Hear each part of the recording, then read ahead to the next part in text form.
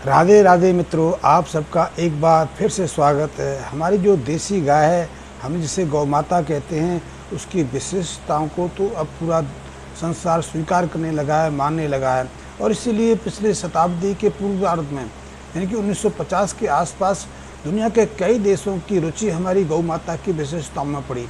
इसलिए उन्होंने बहुत सारी गौ माताएँ यहाँ से खरीद के अपने देशों में उन पर रिसर्च किया, उनका संवर्धन किया और उनके माध्यम से अपनी जो गायें थी उनकी नस्ल को सुधार किया। क्योंकि हमारी गौ माता में बहुत विशिष्टता हैं, उसमें उसके दूध में ही विशिष्टता नहीं है, उसके हर जो पंचद्रव्य हैं उन सब में अद्भुत विशेषता हैं। उसके दूध की विशेषता है, गौमूत्र की अपनी विशेषता है, गाय के गोबर की अपनी विशेषता है।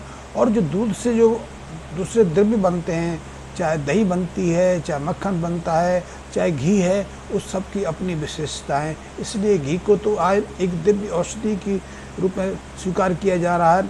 चाहे भारत में अभी इस पर कोई ज़्यादा चेतना नहीं आई हो, कि चेतना भारतीयों में तब तक नहीं आती जब तक कि पश्चिमी जगत से उसको मान्यता प्राप्त ना हो जाए या पश्चिमी जगत उसको स्वीकार ना कर ले। लेकिन धीरे धीरे हमारे देश में भी इसको लेकर कुछ जागृति आ रही है।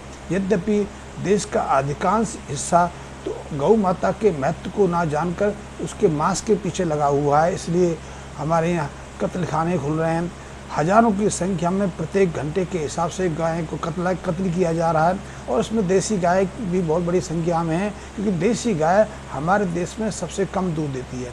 कुछ गायों की नस्ल ऐसी है जो बकरी के मुकाबले भी कम दूध देती हैं, इसलिए उसकी उपयोगिता नहीं। और गाय तो हम इसलिए पालते हैं कि हमें दूध चाहिए, हमें डेयरी खोलनी है, हमें दूध बेच के पैसा कमाना है, हमने उसकी कोई दूसरी उपयोगिताओं को नहीं देखना।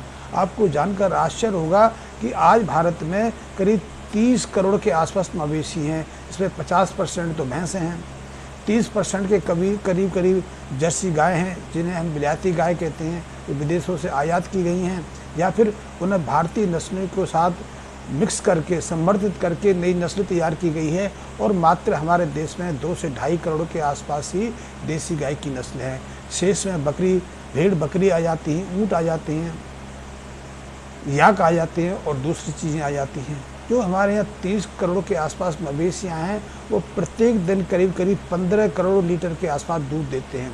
लेकिन हमारे दूध की जो खपत है, दूध की जो मांग है, उस जो जितना दूध पैदा होता है उससे करीब 4 गुना के आसपास है।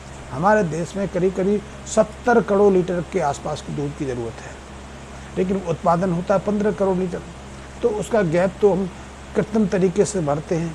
लेकिन मैं दूध की बात नहीं करता, दूध में तो अपनी विशिष्टता है। और दूध जो भारतीय गाय का दूध है, उसकी विशिष्टताओं को तो आज से करीब 50 साल पहले ही पश्चिमी जगत ने स्वीकार कर लिया था। इसलिए पश्चिमी जगत में भारत के जो देसी गाय का दूध है उसको A2 की संज्ञा दी गई है। उसमें ऐसे विशिष्ट जीन रहते हैं जो हमें आरोग्यता प्रदान करते हैं, हमें कई तरह के रोगों से बचाते हैं। जो बीमारियां आज पूरे जगत में फैल रही हैं, उसका एक कारण वहाँ की जो गाय की नस्ल है, जिसको A1 नस्ल कहते हैं, उसकी देन है। तो हमारी गौ माता की पहली विशेषता ये है कि वो उसका दूध जो है बच्चों के लिए या किसी के लिए भी एक औषधि, एक अमृत तुल्य है। लेकिन गाय माता तो दूध के अलावा भी बहुत सारी चीज़ें देती है जिन्हें हम व्यर्थ समझते हैं, हमारे लिए कोई उपयोगी नहीं है। जैसे कि गौमूत्र है, गाय का गोबर है। वैसे आपको जानकर आश्चर्य होगा, बहुत लोग ये कहेंगे, और हमारे जो गौपालक हैं इसमें बहुत रुचि भी लेते हैं कि यदि वो गाय के गोबर से कुछ चीज़ें बना लेते हैं, गाय के मूत्र से कुछ औषधियाँ बना लेते हैं, तो वो समझते हैं कि गाय का पूरा सदुपयोग कर रहे हैं। लेकिन वो भूल में है, वो अज्ञान में है। क्योंकि आज भी हमारे देश में जितना गौवंश है, मैं पूरी मवेशियों की बात करें तो पूरी मवेशियों का जो संख्या है उससे करीब हर रोज़ 30 लाख टन के आसपास गोबर का उत्पादन होता है। इसमें देसी गाय की संख्या तो मात्र 2 से ढाई करोड़ के आसपास है। और इस दृष्टि से देखें तो भारत में जो देसी गाय का जो गोबर है, तो वो तो 1/4 के आसपास रह गया, उससे भी कम रह गया, 10वें अंश के बराबर रह गया। यानी कि हमारे देश में 30 लाख से 10वां हिस्से के अलावा, यानी कि 3 लाख के आसपास जो देसी गाय का गोबर पैदा होता है। और इतनी मात्रा में देसी गाय का मूत्र पैदा होता है। लेकिन आपको जानकर आश्चर्य होगा, जितना गोबर या गौमूत्र हमारे मवेशी देते हैं या हमारी गौ माता देती है, उसमें से 50% गोबर और गौमूत्र तो व्यर्थ चला जाता है, नालियों में बह जाता है, रास्ते में, सड़कों में फैल जाता है, जो हमारे किसी काम का नहीं होता। केवल 30% जो गोबर है उसका उपयोग हम कंडों के रूप में, ईंधन पैदा करने के रूप में करते हैं। बहुत सारे परिवार हैं उसी ईंधन से भी रोटी भी बनाते हैं, कुछ मात्रा में हलवाई यूज़ करते हैं, कुछ मात्रा में इसका कुछ छोटे इंडस्ट्री वाले भी यूज़ करते हैं, और कुछ मात्रा में आज का अंत्येष्टि क्रिया में भी इसका उपयोग होने वाला है, लेकिन ये भी बहुत कम है। 30% भी हम इसको ज़्यादा मान लेते हैं, 30% के आसपास है नहीं। और 20% का प्रयोग हम बायोगैस में या खाद आदि बनाने में करते हैं। यानी कि 50% तो व्यर्थ गया, नालियों में बह गया, इसका कोई उपयोग नहीं हुआ। 30% का खाद आदि बना लिया, और 20% जो बचा उसमें हमने बायोगैस भी पैदा कर ली, हमने खाद भी बना लिया, चाहे वर्मी कंपोस्ट कहें या सीधा सीधा देसी खाद कहें, या फिर कुछ औषधियाँ बना ली, कुछ दवाएं बना ली। तो अभी भी हम इसको अंदाज़ लगा सकते हैं जो 50% जो व्यर्थ चला जाता है, हम यदि 1-8% में दवा बना लेते हैं, गौमूत्र का अर्घ बना लेते हैं, गौमूत्र पैक करके बेच देते हैं, हम समझते हैं बहुत कमा लिया। हमारे पास एक अकूट खजाना पड़ा है जिसका हम सदुपयोग कर सकते हैं, जिससे हम मानव सभ्यता को एक नई सुरक्षा प्रदान कर सकते हैं। क्योंकि गाय के मूत्र में, गोबर में तो एक से एक अद्भुत दिव्य गुण हैं। वो रोग कारक भी है, वो हमें रोगों से मुक्ति दिलाता है, अमरोगता प्रदान करता है, अरोगता ही प्रदान नहीं करता, हमें दिव्य जीवन भी प्रदान करता है।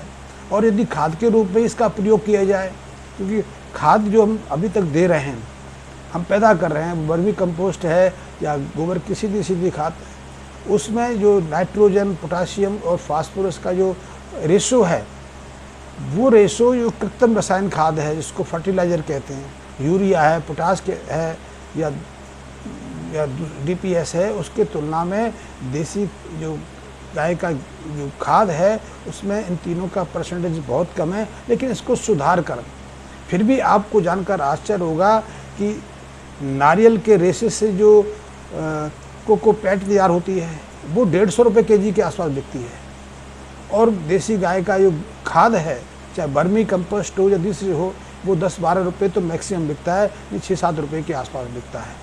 आप अंदाज लगा सकते हैं कि कितना बड़ा क्षेत्र हमारे पास बचा हुआ है। यदि इसका सही उपयोग कर पाएँ, इस पर शोध के बाद सुधार करके हम इसका सही उपयोग अपने किसान भाइयों को या अपने समाज को बता पाएँ या स्वयं इसका प्रयोग कर पाएँ। मैं इस पर कुछ काम करता हूँ, थोड़ा बहुत मैं आइडिया लड़ाता रहता हूँ। यदि आप में से कोई रुचि रखता हो, मेरे साथ मिलकर काम करना चाहता हो, तो इसके संबंध में मुझसे संपर्क कर सकता है। लेकिन मैं आपको सूचना देने वाला हूँ, यदि आप गाय माता की सेवा कर रहे हैं, आप इसलिए सेवा नहीं कर पा रहे क्योंकि आपकी आर्थिक हालत सही नहीं है, आपकी आर्थिक स्थिति सही नहीं है, और बिना आर्थिक स्थिति के आप गाय की सेवा कैसे कर पाएंगे? क्योंकि गाय का भी थोड़ा बहुत तो खर्चा है, लेकिन गाय के जो प्रोडक्ट हैं, दूध को भूल जाओ, तो दूध की मात्रा बढ़ाना आपके हाथ में नहीं है, क्योंकि हम तो इतना खिला भी नहीं पाते। हम तो दूध, गाय को कहते हैं सूखा भूसा खाए और फिर बाल्टी भर के दूध दे दे, उसके शारीरिक विकास पर ध्यान नहीं दे पाते। जब बछिया होती है तो धूप में बांध देते हैं, उसे चारा पानी नहीं देते, और ये कहते हैं कि 1.5 साल के बाद, 2 साल के बाद दूध देने की मशीन बन जाए, तो ये असंभव है। हमें सही तरीके से गाय की सेवा करना, गाय को पालना सीखना होगा, गाय की सही परवरिश करनी सीखनी होगी, तभी हम दूध की मात्रा को बढ़ा सकते हैं। क्योंकि गाय का विकास होगा, गाय का शरीर पूरी तरह विकसित होगा, तभी पूरी मात्रा में वो हमें दूध आदि प्रदान कर सकती है। लेकिन दूध आदि यदि हम पर्याप्त मात्रा में नहीं ले पाए, लेकिन उस गाय के मूत्र से और गाय के गोबर से हम उसका पूरा सदुपयोग करके अपनी आर्थिक स्थिति भी सुधार सकते हैं और गाय की अच्छी सेवा कर सकते हैं। आप जानकर आश्चर्य हो गया कि 30 करोड़ मवेशियों में से देसी गाय की संख्या तो बहुत कम है। जो 2-2.5 करोड़ के आसपास हम देसी गौवंश मानते हैं, उसमें बहुत सारे बच्चे हैं, बहुत सारे वृद्ध हैं। वयस्क जो है, जो जिसको वयस्क गाय कहेंगे, वो की संख्या बहुत कम है, और इसमें नंदी भी आते हैं। नंदी का भी अपना उपयोग है, नंदी का मूत्र गोबर भी बहुत मूल्यवान है, उसका भी सदुपयोग किया जा सकता है। तो आप समझ सकते हो कि हमारे पास कितना बहुमूल्य रत्न है। जैसे हम रत्न होते हैं ना, रत्न क्यों महंगे होते हैं? आपने कभी अंदाज लगाया कि हीरे की कीमत, छोटे से हीरे की कीमत लाखों में क्यों होती है? क्योंकि वो अल्प अल्प मात्रा में मिलता है, बहुत रेयर मिलता है। और जो कम चीज़ मिलती है उसकी कीमत होनी चाहिए, लेकिन हम यहाँ उल्टा करते हैं। हमारे पास अल्प चीज़ें उपलब्ध हैं, हम उसको व्यर्थ गंवा रहे हैं। हमारी गाय कहीं चरने जाती है तो गोबर वहीं त्याग देती है, गौमूत्र को हम ध्यान नहीं दे पाते। चाहे गौशाला में बंधी हो या हमारे घर में बंधी हो या कहीं भी भटक रही हो, उस गाय माता का जो गौमूत्र है और गोबर है व्यर्थ है, वो नालियों में बहेगा, उसका कोई उपयोग नहीं है। और इसीलिए क्योंकि हमारी नालियाँ चौक ना हो जाएं, नालियाँ बंद ना हो जाएं, इसलिए शहरों में तो गाय पालना ही निषेध कर दिया गया। और ये कोई आज की चीज़ नहीं है। पिछले 25-30 सालों में तमाम बड़े शहर जो हमारे देश के हैं उनमें गाय पालना, पशु को रखना निषेध कर दिया गया है। आपको दंडात्मक प्रक्रिया का सामना करना पड़ सकता है, आपके ऊपर भारी दंड लगाया जा सकता है। इसलिए शहरों में तो गाय रख नहीं सकते, क्योंकि गाय या गोबर करेगी, मूत्र करेगी या भैंस रखेगी तो उससे आपकी नालियाँ चेक हो जाएंगी, नालियाँ बंद हो जाएंगी। लोगों को परेशानी होगी तो अलग बात है, लेकिन सबसे बड़ी परेशानी तो कॉरपोरेशन को होती है, नेताओं को होती है, तो वो ऐसा कानून बना देते हैं। तो जो हमारे पास छोटी थोड़ी संख्या में गौ मात्रा बची हैं जो शुद्ध देसी नस्ल की, वो हमारे लिए बहुत अतुल्य मूल्यवान है और उसकी संख्या निरंतर घट रही है। हमें तो संख्या बढ़ाने पर प्रयास करना चाहिए। हमें ऐसी चीज़ों को पाल के रखना चाहिए। आपने सुना होगा एनटीपीस लोग रखते हैं, कुछ ऐसी चीज़ें रखते हैं जो प्राचीन होती हैं, और प्राचीन चीज़ हमेशा मूल्यवान रहती है, अति मूल्यवान रहती है। आपके पास यदि 1 रुपये का सिक्का है, 5 रुपये का सिक्का है तो 5 रुपये का ही बिकेगा। लेकिन यदि वो सिक्का 50 साल पुराना है, 100 साल पुराना है, तो हो सकता है उस 5 रुपये 10 रुपये के सिक्के के आपको 50 रुपये मिल जाए। और यदि वही सिक्का 100 साल पुराना है तो अब आपको आश्चर्य होगा कि उस 5 या 10 रुपये के सिक्के के कोई भी आदमी 500-700 हज़ार रुपये दे देगा,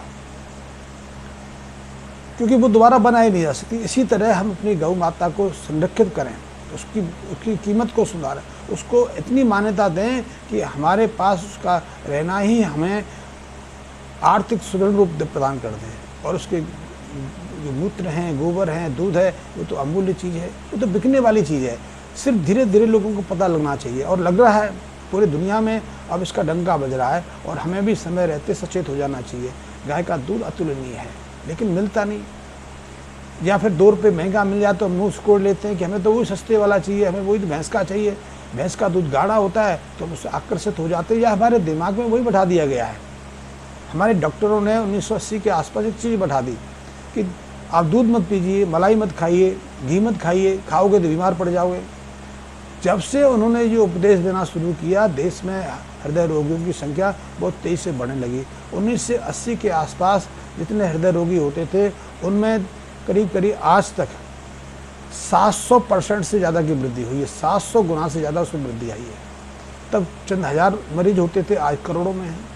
आज यदि आप देखने जाओगे तो हमारे देश में 40 करोड़ से ज़्यादा हृदय संबंधी गंभीर रोगी हैं। आधा देश या आधा वयस्क आबादी तो हाई ब्लड प्रेशर से पीड़ित है, और इसका एकमात्र कारण यही है डॉक्टरों की दृष्टि में कि हम मलाई का सेवन करते हैं, हम घी का सेवन करते हैं, हम मक्खन खाते हैं। अब ये नहीं बताते कि मक्खन है क्या। उनके लिए तो पश्चिमी जगत में जैसे हर स्त्री को हम उसके नाम से बुलाते हैं, क्रिस्टीना, शैली, उससे ये बोध नहीं होता कि बहन है, बेटी है, बुआ है, ताई है, मासी है, उसके लिए स्त्री बोध है। पुरुष के लिए मिस्टर कह देते हैं, इसलिए संबंधों का पता नहीं लगता। और हमारे यहाँ तो हम बुआ कह देंगे, हम बहन कह देंगे, हम मौसी कह देंगे, तो हम पता लग जाएगा कहाँ संबंध है। फिर हमारी दृष्टि में, हमारी भावना में वैसा आत्मसम्मान आ जाता है, हम उसके लिए उतना रिस्पेक्ट देने लगते हैं। ठीक यही स्थिति हमारे सामने है। डॉक्टरों ने बिना सोचे घी को, कोई भी घी है जिसको मक्खन कहते हैं, वो मक्खन थोड़ी है, वो तो बटर ऑयल है। वो तो ऐसा है जो हमारी नाड़ियों में जाके चिपकेगा, उनको मोटा कर देगा, विकृत कर देगा। और जो देसी गाय का है वो अमृत तुल्य है, वो तो नाड़ियों को, हमारी खून की रक्तवाहिनी को नरम बनाएगा, लचकदार बनाएगा। इसलिए हृदय के रोग की संभावना नहीं। इसलिए आयुर्वेद में कहा गया है जो घी है वो हृदय रोगों का नाशक है, आयुवर्धक है। और इसलिए होते भी थे। जब तक हमने इन उपदेशों को स्वीकार नहीं किया, आज भी ऐसे बहुत लोग हैं जो इन उपदेशों पर भरोसा नहीं करते, अपनी पुरानी ज़िंदगी का ही अनुसरण करते हैं, वो आज भी 80-90 साल में पूरी तरह स्वस्थ हैं, सक्षम हैं, और उन डॉक्टरों के मुकाबले जो आज 50-60 साल की एज में हैं, उनसे ज़्यादा सक्षम हैं। आप उनकी तुलना करा के देख लीजिए, आपको 50 साल का, 60 साल का एक भी डॉक्टर ऐसा नहीं मिलेगा जिसकी नेत्र ज्योति घटी ना हो, इसके शरीर में दुर्बलता ना हो, इसमें चिड़चिड़ापन ना हो, जिसको बीपी की परेशानी ना हो। क्योंकि जितने आम पब्लिक बीमार है उतनी ही बीमारियां डॉक्टरों के अंदर भी है। आपको कोई डायबिटिक तो पब्लिक में है, लेकिन पब्लिक में यदि 20% डायबिटिक है, चाहे मजदूर हो, किसान हो, व्यवसायी हो, शिक्षक हो, उतनी परसेंटेज बीमारी डॉक्टरों में भी है। यही हर तरह की बीमारी का हाल है। तो आप अंदाज लगा सकते हो कि वो तो सिर्फ विदेशी सोच को, विदेशी प्रोडक्ट को या विदेशी प्रवृत्ति को आगे बढ़ाने का कार्य करते हैं। तो हमें देसी गाय के महत्व को समझ लेना चाहिए, और महत्व को समझेंगे तो हम एक नया व्यापारिक फील्ड बना सकते हैं। हम उसमें भी प्रवेश करके अपनी आर्थिक स्थिति को सुदृढ़ कर सकते हैं। और जो स्थिति हमारी होती थी, कहते हैं पुराने ज़माने में भारत सोने की चिड़िया होता था। सोने की चिड़िया कहता क्यों था? हमारे सोने की खान नहीं थी, क्योंकि हमारे पास एक अमूल निधि थी, इसको आज हम भूल गए, लेकिन पुराने ज़माने में उसको भूले नहीं थे। इसलिए गाय को हम निधि के रूप में, माता के रूप में, लक्ष्मी के रूप में स्वीकार किया है। उसकी हर विशेषता हमें लक्ष्मी स्वरूप आशीर्वाद प्रदान करती है। और यदि आज स्वीकार कर लेंगे तो फिर हमारे जीवन में जगमग हो जाएगा, सुखी हो जाएगा, समृद्ध हो जाएगा।